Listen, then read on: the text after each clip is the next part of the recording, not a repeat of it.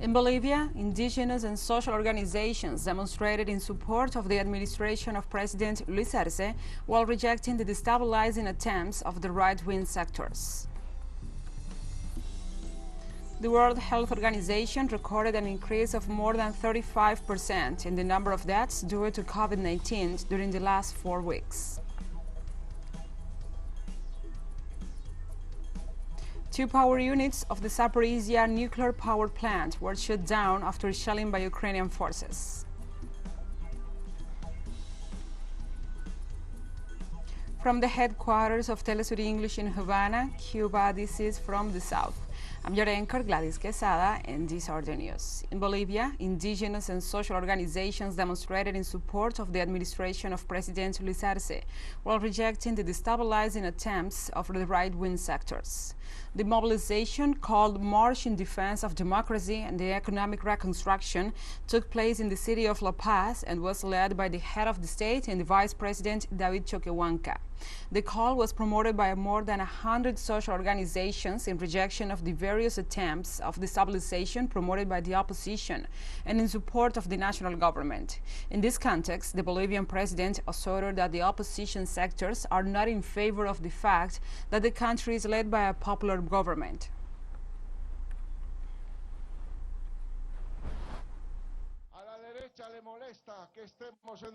The right does not like that we are in government, that we are building the country, that we are industrializing it, that we are providing improvements for our brothers who work the land during the whole day, in the west, east, in the south, and in the north.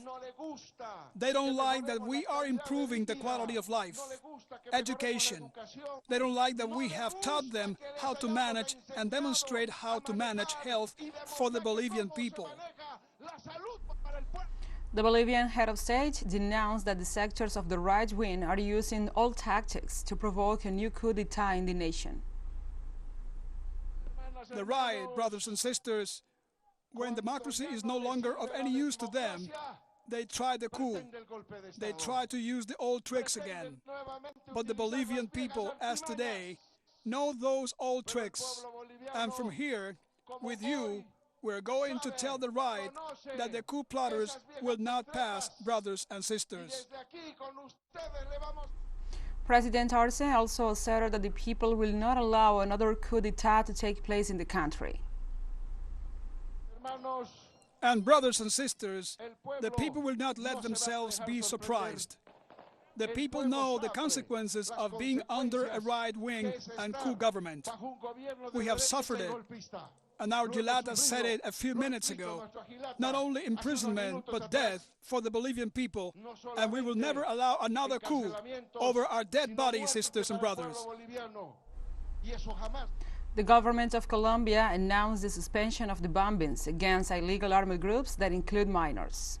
The Minister of Defense, Iván Velázquez, announced this Thursday the end of the bombings as a combat tool and the cessation of the military operations against camps in where there is certainty of the participation of underage recruits.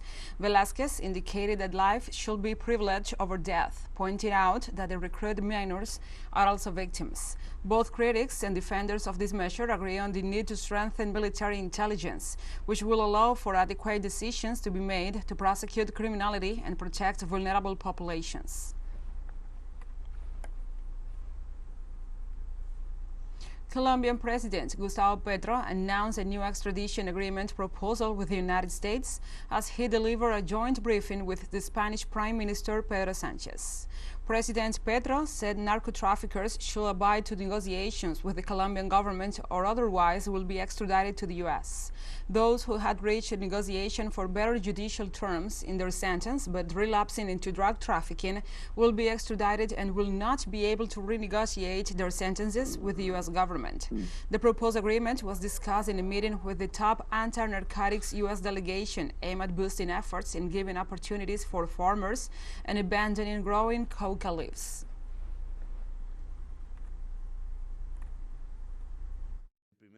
The first point has to do with extradition. To say briefly, what we proposed to them was that a narco-trafficker who does not accept negotiations with the government will be extradited to the U.S. A narco-trafficker who accepts negotiations with the government and falls into crime again will be extradited without any type of negotiations with the U.S. government. Now, a narco-trafficker who negotiates judicial benefits with the Colombian government and definitely stops being a narco-trafficker will not be extradited. The United Nations High Commissioner for Human Rights, Michelle Bachelet, criticized Brazil's President Jair Bolsonaro for questioning the judiciary and the electronic voting system ahead of the October elections. The high UN official said the worst thing Bolsonaro has done was to ask his followers to protest against the judicial institutions on September 7th, when Brazil celebrates 200 years of its independence, leading the parties to postpone demonstrations on that occasion and move them to the 10th to avoid clashes. Bachelet also highlighted that a president may disagree with the decisions of other powers, but is obliged to respect them and state his own opinions in a respectful manner. The High Commissioner also expressed their concern about the increasing political violence in Brazil, persistent structural racism, and the loss of space for civil society action.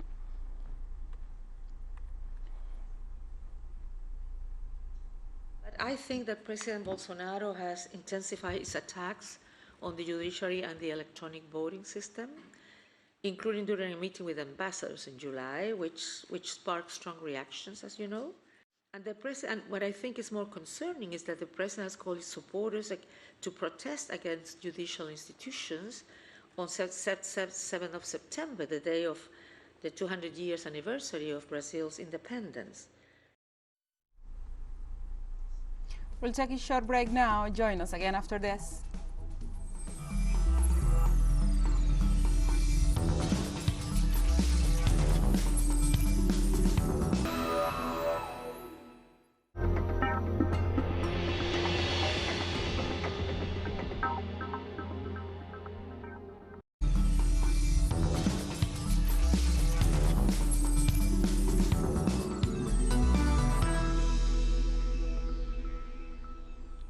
Welcome back to From the South. Political and social organizations in Argentina reiterate their support to the Vice President Cristina Fernández and will denounce the media and the judicial persecution against her. The Judicialist Party of Buenos Aires plans to hold an open meeting to analyze the actions in defense of Peronism and to express its repudiation to the attempts to proscribe the also Senate president. Furthermore, several organizations of the province of Santa Fe will mobilize to condemn the lawfare against the vice president, while seeking to defend the rule of law and democracy. At the same time, the Central Workers Union declared itself to be on permanent alert and oriented meetings to organize the plan of action of the popular sectors. In Mexico, President Andrés Manuel López Obrador stated that the administration of justice should not be used for political purposes, in view of his support for the Argentine Vice President Cristina Fernández in the face of the judicial persecution against her. During his morning press conference, the Mexican president explained the reasons that motivated him to sign the agreement in rejection of the judicial persecution against the vice president. AMLO pointed out that the declaration, which had the participation of other presidents of the region, was a proposal of the Argentine president Alberto Fernández. In this sense, the president stated that, in his opinion, the administration of justice should not be used to restrict the political rights of citizens.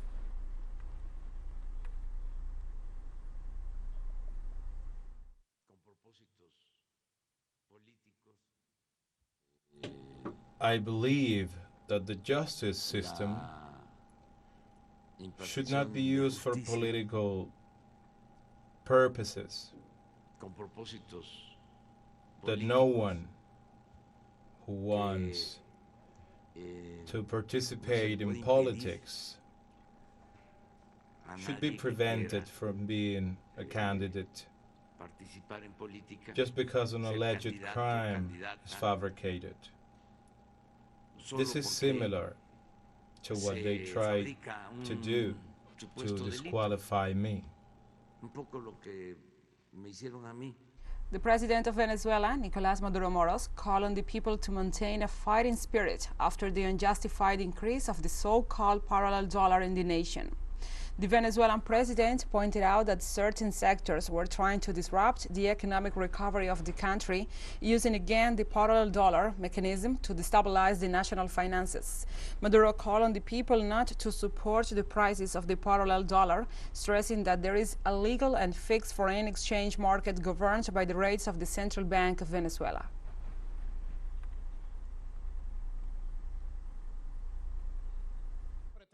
There are those who want to disrupt the economic recovery and are once again bringing up the parallel dollar issue.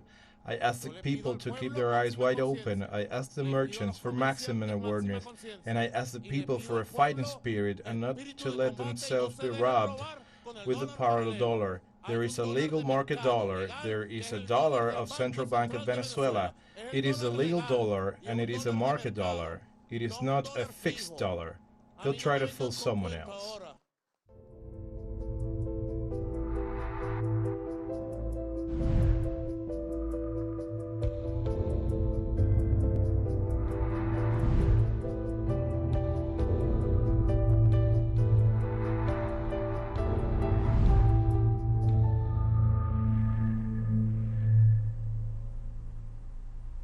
Now we move on to other topics. The World Health Organization recorded an increase of more than 35% in the number of fatalities due to COVID-19 during the last 4 weeks. The WHO Director General Tedros Adhanom Ghebreyesus informed that the threshold of 1 million fatal cases of COVID-19 has been surpassed.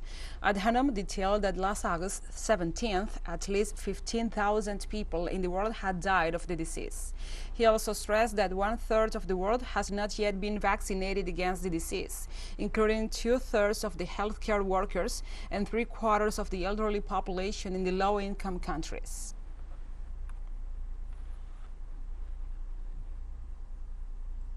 And the General Director of the World Health Organization, Tedros Adhanom Ghebreyesus, commented on Thursday on the spread of the monkeypox cases in Europe and in the Americas.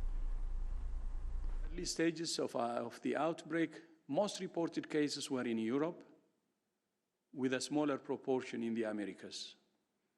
That has now reversed, with less than 40% of reported cases in Europe and 60% in the Americas.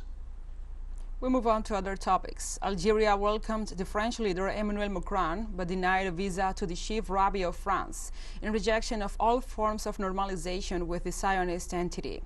French President Emmanuel Macron arrived in Algeria on Thursday in hopes of building trade relations and turning the page on a diplomatic dispute linked to differences over the legacy of French colonial rule. The Rabbi of France, Haim Korzia, is not part of the official delegation, as there is no Jewish community in the African country for the rabbi to visit. Relations with Algeria became more important for France after Russia's special military operation in Ukraine that triggered a surge in Europe's demands for North African gas, and because of increasing migration across the Mediterranean.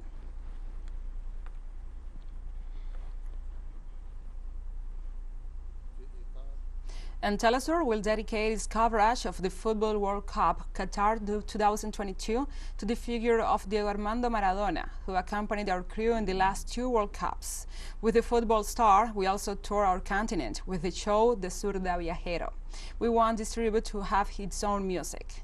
With that in mind, we invite you to write or compose a song for TeleSUR's coverage of the World Cup Qatar 2022. It must be an original song, never recorded before or published in any media, and free of legal attachments. Record the song in any format, WAV, MP3, even with your cell phone, and send it as an attachment to comunicaciones@telesur.net with the following information: the author's name, nationality, and the name of the song. The closing date of the call for entries is September 10th, 2022. A jury of prestigious musicians and composers from the region will select the winning prize. And the prize also will be the recording of the song, a video clip, and the wide diffusion of the work. 1 week after the closing of the call, TeleSUR will announce the results.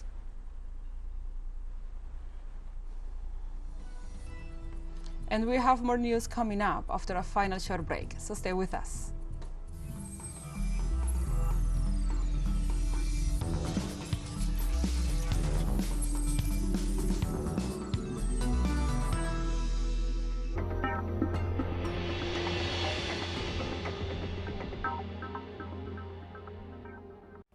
el mundo.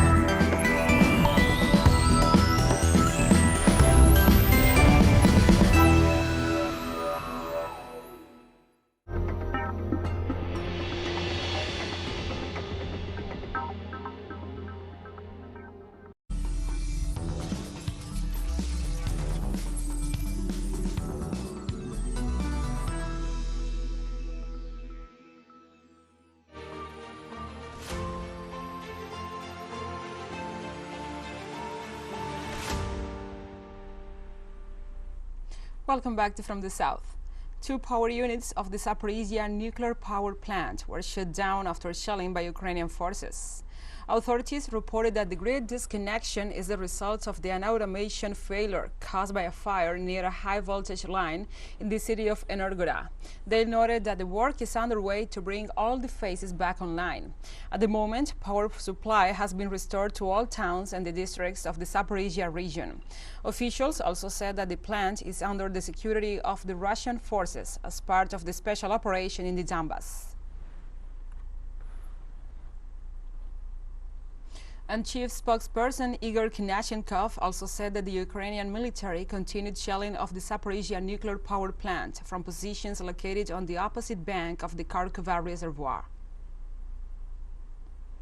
The shelling of the Zaporizhya nuclear plant and the town of Energodar. Over the past day, Ukrainian artillery targeted the nuclear power plant area 7 times from large caliber cannons. The shelling was conducted from the Ukrainian military firing positions in the area of Nikopol, Marganets, Vyshtarasovka, Chervonogrigorovka, located on the opposite bank of the Kakhovka Reservoir.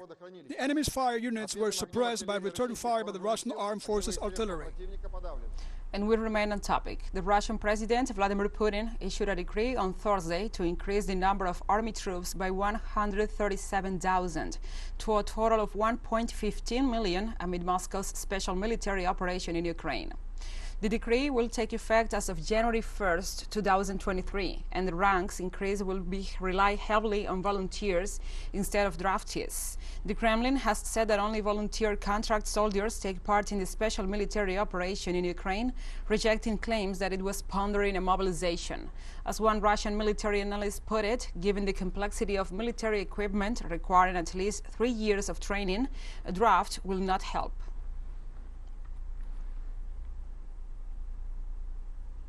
And the Russian Foreign Minister Sergei Lavrov said on Thursday that Russia is committed to working on reconciliation in Syria. Lately, some of our Western colleagues have been spreading information that under the conditions of conducting the special military operation in Ukraine, Russia has lost interest for Syrian reconciliation. Those statements are totally improper. They do not reflect our course of striving for all-encompassing Syrian reconciliation, including supporting your mission. And the Spanish Congress has validated the decree law of the energy saving plan to alleviate the economic consequences derived from the conflict in Ukraine. The legal measure had the support of the parties that backed the presidential investiture of Pedro Sanchez and the adverse stance of the Popular Party and the far-right Vox. The final result was 187 votes in favor, 161 against, and 1 abstention, thus reaching a simple majority. Finally, the decree will be processed as a bill, which will offer the possibility to the parliamentary forces to incorporate other initiatives or introduce nuances with those already taken. As regards energy saving, the decree includes restrictions on the thermostat temperature in administrative buildings, stores, cultural spaces, restaurants, stations, and airports.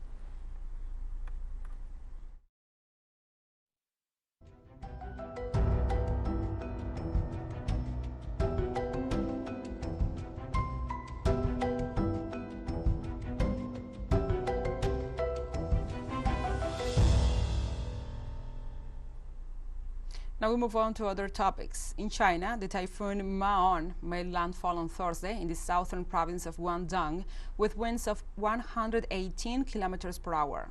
This is the 9th event of this type so far this year that is causing strong storms, winds and rainfall, as well as flooding of main roads, leaving 140 people in temporary shelters. A local weather station reported waves of up to 5 meters high, forcing authorities to call some 300 fishing boats to port as preventive measure. The effects of Maon's path were severe in the Hong Kong administrative region, where commercial and financial activity was partially suspended. 6 counties and Hainan province are expected to record rainfall of more than 100 millimeters in the next 24 hours. Provincial authorities in China have continued to take effective drought relief measures, including improving irrigation systems and conducting cloud seeding to ensure the safe drinking water and irrigation for autumn grain crops. Since the drought began in July 20th, authorities have discharged nearly 280 million cubic meters of water to the country's largest irrigation area in Sichuan in an effort to ensure autumn rice production. To alleviate the local drought, the Sichuan Meteorological Administration deployed 2 large unmanned aerial vehicles to conduct cloud seeding operations.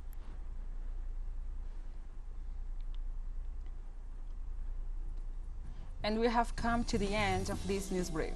But remember, you can find this and many other stories on our website at telesurenglish.net. And also, if you feel so inclined, please join us on social media for all the latest news. We are on Facebook, Twitter, Instagram, and Telegram. And now you can also follow us on TikTok account at TeleSUR English, in which you will be able to see news in different formats, news updates, and more. For TeleSUR English, I'm Gladys Quesada. Thank you for watching.